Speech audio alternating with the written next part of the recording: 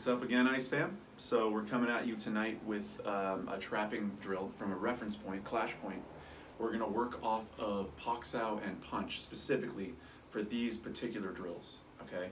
So without going into too much detail, just a brief overview of the clash point.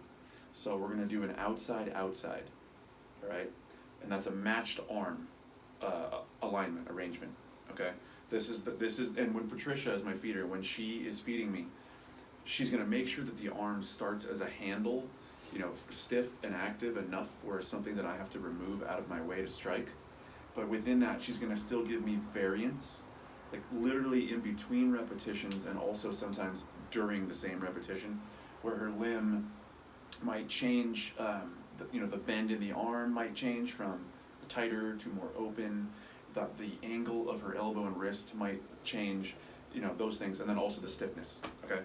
So, we're gonna start off Pak Sao and Punch. So I'm gonna go Pak Sao and Punch, all right? So with no interplay from her, you always wanna get a few reps in that way. Just kind of warm up your Pak Sao and your Punch.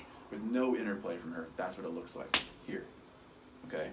And you always wanna make sure that both hands are working down center line, okay? The first drill, and it's gonna be catalyzed by her response from my first strike.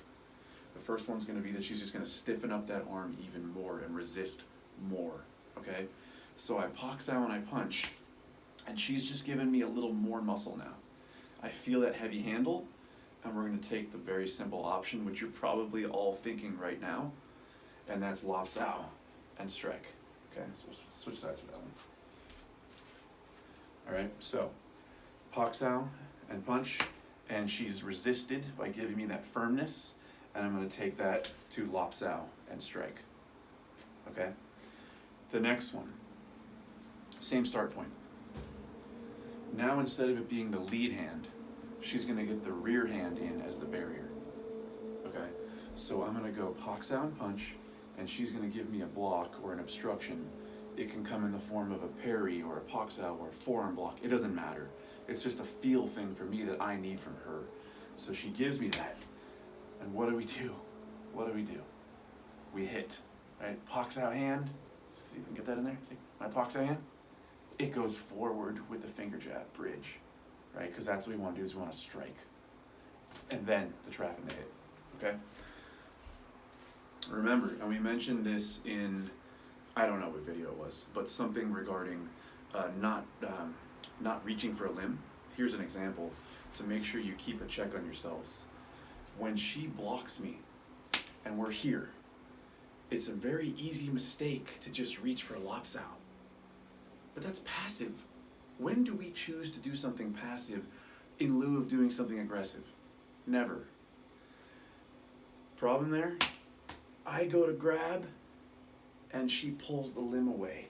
It's gone. I'm grabbing a ghost. No good.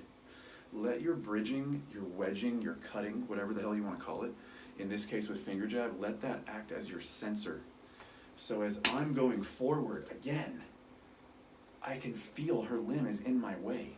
So whether finger jab doesn't land or lands, in either case, I can still feel the limb, and so I take it with Lap Sao. Okay? So remember, always go forward first, strike first whenever possible. Then, whatever happens, happens, and trapping can take over. Let's recite on that. All right, so watch the feet again from her.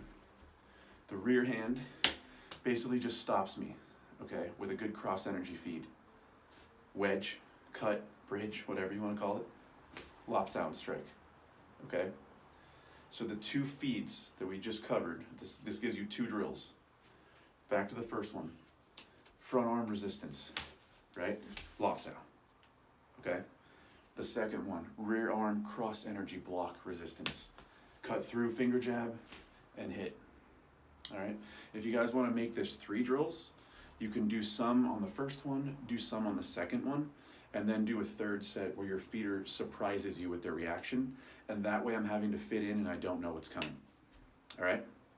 Talk to y'all soon.